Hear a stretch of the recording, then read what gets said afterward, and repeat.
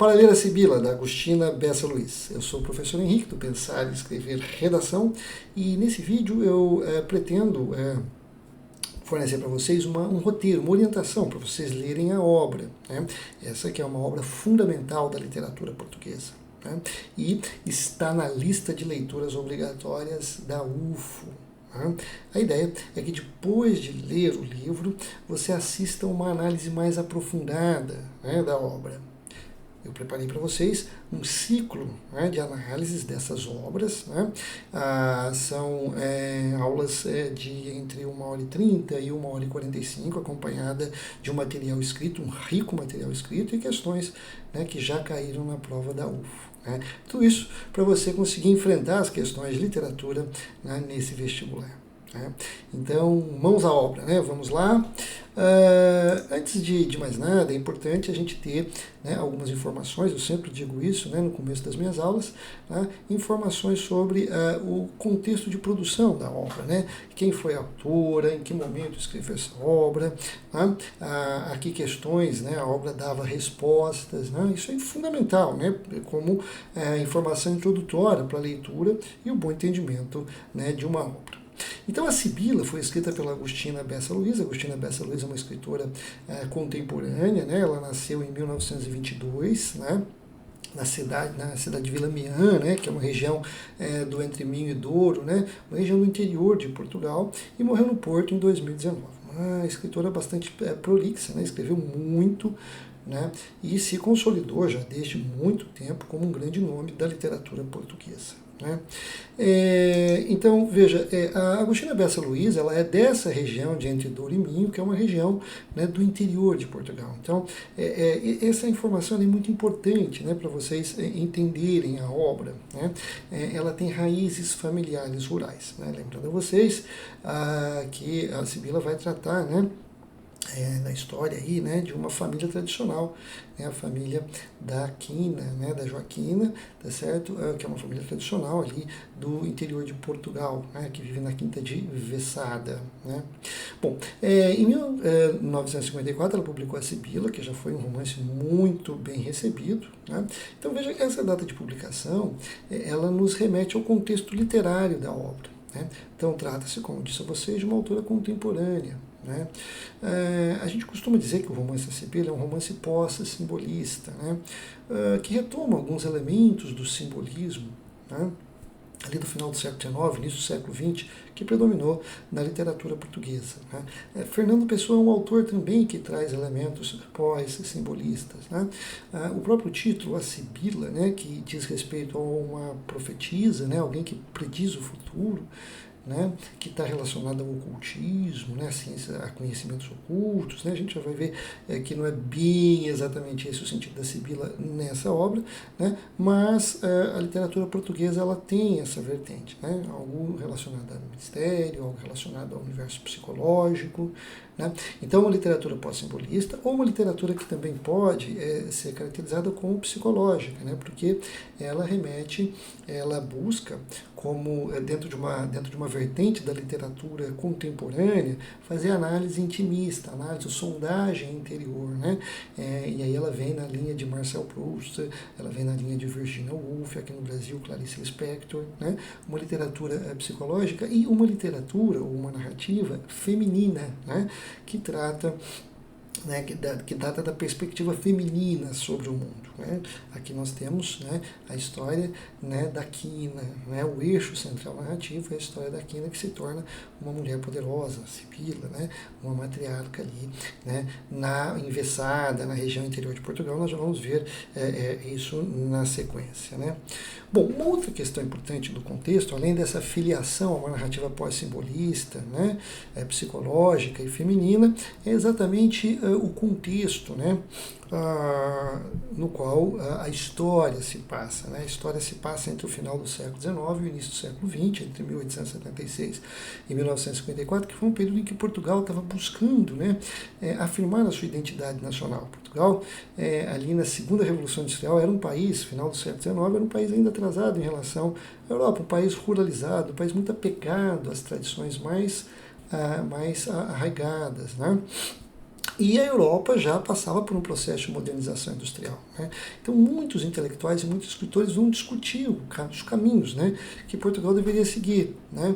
E aí há uma discussão, né, que resvala para Portugal estar entre as suas tradições mais arraigadas. Lembra vocês que Portugal tem uma história, né, que remonta lá ao Renascimento, né? Portugal foi pioneiro lá no século XVI, né, nas grandes navegações. Portugal foi o primeiro grande império, né, colonial do mundo moderno, mas depois Portugal perde esse papel. Portugal entra em decadência já a partir do século XVII e não consegue reconquistar o seu lugar no mundo. Né? Então essa discussão entre que caminho Portugal deveria seguir, deveria se apegar às suas tradições mais antigas, mais profundas, ou deveria, né, se modernizar, entrar dentro da lógica da modernidade urbana e industrial. Alguns escritores, né, trouxeram isso nas suas obras, como essa de Queiroz, em A Ilustre Casa de Ramírez, ou até o próprio Fernando Pessoa, já no início do século XX, né, em obras como Mensagem ou Marinheiro. Né?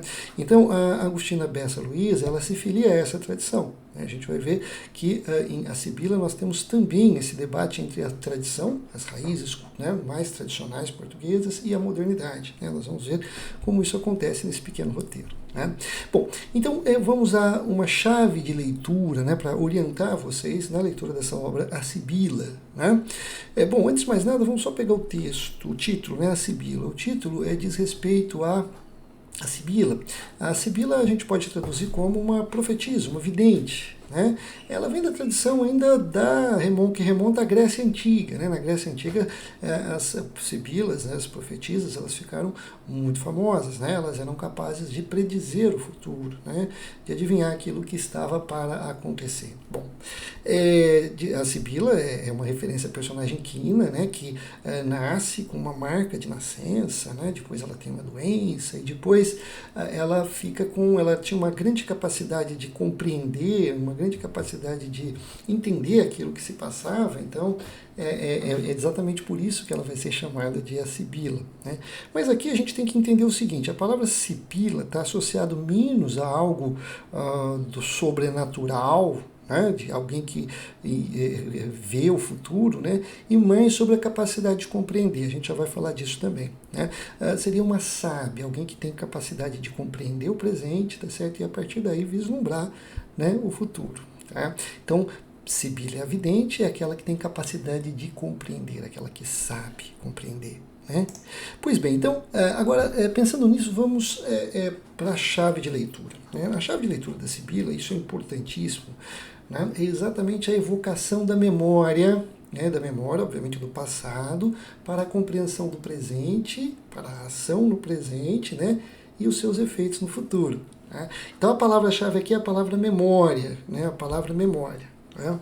Então, a memória para a compreensão do presente, para a ação no presente, para os desdobramentos do efeito, né, dessa ação no futuro. Se você compreende o passado, tá certo? Você age, né, compreende o passado, compreende o presente, você age de uma maneira que os efeitos da sua ação no presente, né, serão melhores, né, serão mais favoráveis no futuro. Né? Então não se trata de adivinhar o futuro, né, mas se trata de compreender, né, a partir do passado, compreender o presente, tá certo? E ser capaz de prever os efeitos disso no futuro. Né? Então a gente está falando muito mais de uma perspectiva psicológica do que propriamente uma perspectiva mística ou ocultista, né? Nessa expressão a Sibila. Tá? Então, memória. Memória é a palavra-chave. Né? Então, o que nós temos aí? Um narrador em terceira pessoa, onisciente, né?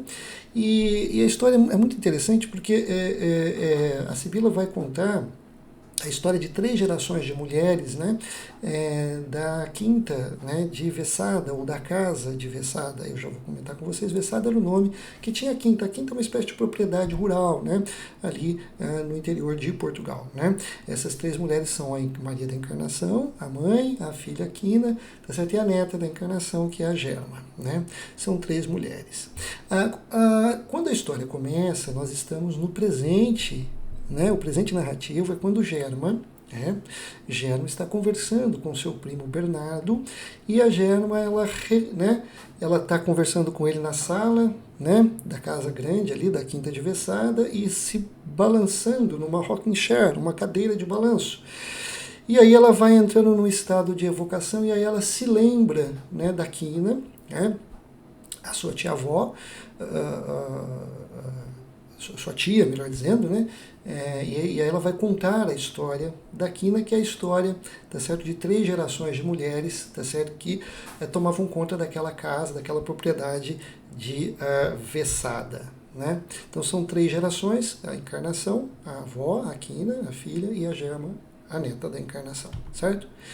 Bom, nessa obra, então, essa obra ela era uma literatura feminina porque é uma linhagem matriarcal, né? É uma linhagem de mulheres, né? A história dessas mulheres que estará no eixo narrativo, né? Em contraposição, já adianto a vocês, vocês vão perceber lá, né? Vão anotando isso, os homens, as mulheres elas são sempre fortes, assumem a condução da casa, e os homens, né, são fracos, são pusilânimes, né? Então é uma narrativa vista de uma perspectiva da ação feminina, né? Aqui nós temos um trechinho que eu coloquei aqui para vocês, que é exatamente esse momento. Olha, aqui a Germa está conversando com o seu primo, né, o Bernardo, e eles estão ali na sala, né, da casa de Vessada, né, a casa, a propriedade de Vessada, né, onde viveu Kim, né, onde viveu a encarnação, agora já mortas, né, então é a Germa quem está lembrando. Então ela balançava-se ativamente numa velha rocking chair, uma cadeira de balanço, que a cada impulso mais violento pulava no sobrado, onde se acumulavam pilhas de maçãs sustidas por tábuas muito esfarreladas de serrim. Tal como Quina pensou, né? Quem pensou? A Germa. E absorta, que é o narrador em terceira pessoa, entrando no pensamento da Germa, e absorta pôs-se a murmurar um lento monólogo, a Germa, olhando à sua frente o caixilho da porta que comunicava com a cozinha, onde se via a pedra da lareira arrumada e varrida de cinza. Você que diz, Germa? Perguntou Bernardo. Bernardo falou em discurso direto. Só que, veja, perscrutava com uma curiosidade passageira o Bernardo, um tanto mortificado porque alguma coisa que não ele próprio obrigava a quietar-se. Alguma coisa ali naquele cenário, né, naquela situação, o obrigava a inquietar-se. E é exatamente uma certa atmosfera, né, meio que psicológica, meio que espiritual, que vai fazer com que a Germa volte, se ausente do presente, e volte no passado para evocar a memória da sua família. Germa estava nesse momento totalmente desligada e ausente de si. Subitamente o ambiente ficara repleto de outra presença viva, né, intensa, familiar, e aquela sala de teto baixo, onde pairava um cheiro de praganana e de maçã, se enchia de uma expressão humana e calorosa. Então, de repente, é como se o passado fosse voltando, né? Como se a memória fosse se presentificando, como quando alguém regressa e pousa o olhar nos antigos lugares onde viveu, né? Como se os espíritos, né, por intermédio da memória, né, voltasse, e o seu coração derrama à sua volta uma vigorante evocação. Então ela está evocando o passado, e bruscamente Germa começou a falar de Quina. E aí ela vai retomar a história de Quina. Né? Vamos ver alguns elementos importantes para vocês poderem entender a obra. Né? O título, então, já comentei com vocês, diz respeito a Sibila, que é uma vidente, né, uma profetisa, mas aqui diz mais respeito ao aspecto psicológico. Né? Aqui, né, ela tem uma grande capacidade de compreender e, portanto, entender os efeitos dos atos das pessoas. É como se ela predizesse o que vai acontecer. Né? É uma sábia. O espaço, né? O espaço é muito importante, né? Por quê? Porque a história se passa, nós vamos ver isso, né? na propriedade, na casa. A casa é uma propriedade, né? Que reside que reside uma família que está, né, de posse dessa família há muito tempo, há muitas gerações. Então, ela vai criando uma tradição. Tá? Então, essa ideia de casa de Vessada é a ideia de uma família tradicional que tem a posse, que tem a propriedade daquela casa. Né? E aí você tem uma parte, a Estina e a Quina, que ficam ali na propriedade, mas você tem o Abel, né? Você tem o José, que são irmãos, né, da Quina e da Estina, né, que pertencem a essa casa, que vão para a cidade. Né? Então aí são duas partes da família, uma no campo e uma na cidade. Né? E aí a gente vai ver uma oposição, e vocês vão marcar isso, né? Sempre que no discurso ali da personagem, sempre que o narrador estiver fazendo uma oposição entre a autenticidade tradicional, né? O livro defende um pouco isso, a autenticidade tradicional e o artificialismo burguês. A vida burguesa ela é artificial, ela é pouco enraizada, né? Então isso está presente. O tempo, né? O tempo histórico, a transição, né, entre o século XIX e o XX, a gente já falou disso, né? Portugal buscava, né, o seu lugar no mundo, né? E os intelectuais estavam discutindo isso, essa Fernando Pessoa e agora Agostina Bessa, né? Ela vai escrever um pouco depois, né? E temos o tempo narrativo. O tempo narrativo é um tempo não linear, né? Então você percebe o todo, eles estão no presente, vão recordar o passado, mas o tempo todo os acontecimentos não são narrados de uma forma linear, vai, volta, né? Então, nasce um acontecimento que aconteceu num determinado X e, na sequência, um acontecimento que aconteceu mais atrás para recuperar aquela situação. Né? Então, a narrativa do tempo não é um tempo linear, é o tempo da memória, né? Em que você vai relatando as pessoas, relatando os fatos, na medida em que você os lembra. Né? A intersecção entre o passado e o presente é dado pelo quê? Cuidado com isso, pelo balanço da cadeira. É o balanço da cadeira que une o presente da Germa ao passado de sua família. Né? Bom, enredo em personagens, né, pessoal? Então, assim, o início e o final, como eu falei para vocês, é o diálogo entre Germa e Bernardo, seu primo, na sala da casa de Vessada, tá certo? Quando ela evoca o passado, né, das 3 gerações de mulheres, né, que conduziram a casa de Vessada, Encarnação, no passado, tá certo? Quina, né? E agora a Germa, né? Ou Germana. Né? Então a gente pode dizer o seguinte: se você pegar a narrativa como um todo, e essas três personagens, né, em torno dos quais o eixo narrativo se dá, a gente tem a Encarnação, Maria da Encarnação do passado, a avó, a Quina, a filha, né, que está ali no presente. A maior parte da história é a história da Quina, tá certo? E a Germana, ela aparece no final, no começo aí, né? Mas ela está assumindo com a morte da Quina, ela assume, né, o comando ali da propriedade Vessada. Né? Então ela está no presente, mas projetando a história para o futuro. Né? Bom, eu fiz aqui para vocês, gente, um esquema muito bacana, né? Como são 3 gerações de mulheres, eu fiz o esquema dos personagens dentro dessa lógica, né, da genealogia. É importante isso, né? Então a gente tem o quê? Né? No início, né? Então aqui isso que serve para a gente dar uma olhada para o enredo. É legal isso aqui, vocês podem se orientar por isso aqui. Germa e Bernardo conversam, aí a cadeira de balanço leva ela a evocar o passado, tá certo? A evocar a memória, né? E aí ela vai até o século XIX, né? Até o século XIX, quando começa, né, a história, né? Os avós de Germa, né? Maria da Encarnação e Francisco Teixeira, eles se casam, né? Ela era muito jovem, ele era um sujeito muito bonito, muito sedutor, ele a seduz, eles se casam, né? E só que o Francisco Teixeira, ele tinha uma vida muito desregrada, tá certo? Muito desregrada, não cuidava da propriedade Vessada, tá certo? Era boêmio, era mulherengo, e a Maria da Encarnação, ela vai então tolerar, né? Tolerar aquela história meio patriarcal de que a mulher tem que tolerar os desvios do marido, né? E os desvios do marido muitas vezes até são atribuídos à própria mulher, né? Dentro dessa lógica patriarcal que está nas raízes tradicionais portuguesas, né? Faz parte dessas raízes, né? E então ela vai tolerando os desvios dele, vai tolerando a vida boêmia dele, mas ele era um bom homem, ele cuidava bem dos filhos, né? Os filhos gostavam dele, né? E aí ele tem os filhos dos dois, né? A Estina,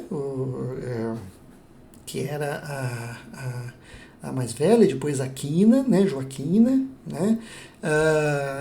Depois nós temos o Abílio. O Abílio ele acaba morrendo, né? Ele vem para o Brasil para tentar fazer fortuna e acaba morrendo, né? Ele pega uma doença e morre. O João e o Abel, né?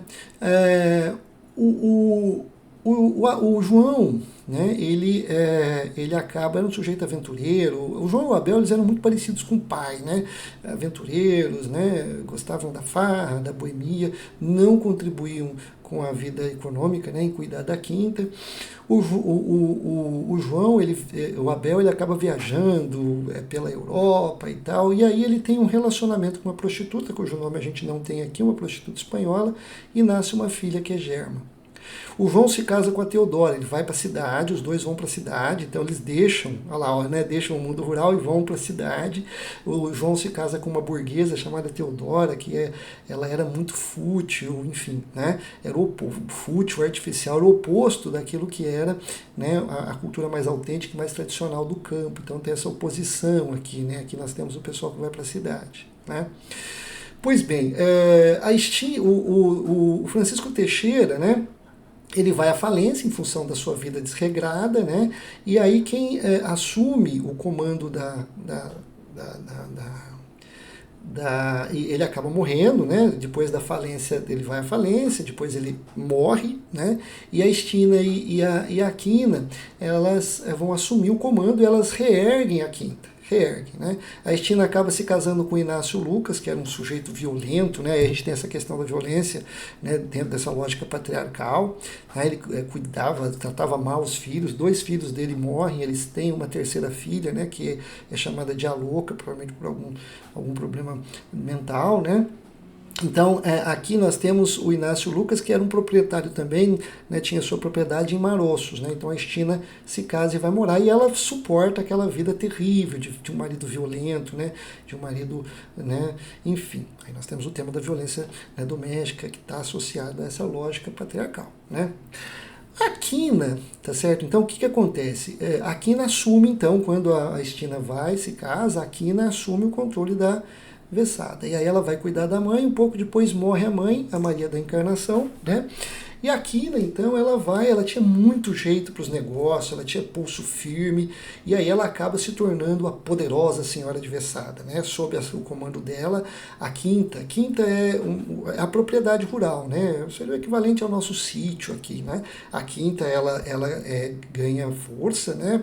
Ela se torna poderosa, ela passa a frequentar a elite local, e ela tinha desde criança, né, ela era conhecida por ser muito sábia, né?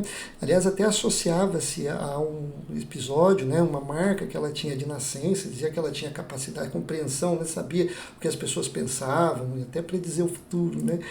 Mas, como eu disse a vocês, ela tinha uma capacidade muito grande de compreender as pessoas, de entender as pessoas e provavelmente entender, né, os efeitos que as ações daquelas pessoas tinham, né? Então ela se torna muito poderosa, muito conhecida, muito querida, né? Ela não se envolve, né? Ela não se casa de novo, ela preferia ser respeitada como proprietária, olha aí, né? A gente pode ver um poder matriarcal aí, né? Como proprietária do que como mulher, como amante, né? Bom, na cidade então nasce Germa, né? O pai, Abel, era muito... tinha uma vida desregrada, assim como o Francisco Teixeira. Então a Germa, nós já estamos aqui na 3ª geração, ó, a Germa, então, ela vai morar com a Quina, né? Então a Quina, né, ela traz a Germa para morar com ela, né? E a Quina acaba adotando, por esse meio tempo, o Custódio que era filho bastardo de uma amiga dela, né? E aí da Elisa, né?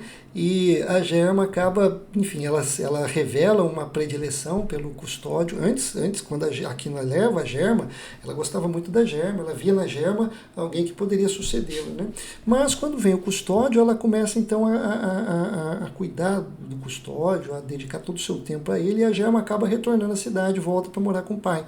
Então aí você tem sempre esse jogo entre a cidade, né, a vida, a modernidade urbana, né, que seria a fonte de corrupção dos costumes e das tradições, né, e o campo, né, o lugar da autenticidade, né, relembrando, por exemplo, os temas da obra do Eça de Queiroz, a Cidade às Serras, né, principalmente a Cidade às Serras, né, trazendo esse tema aí, que é um tema tradicional da literatura portuguesa, né.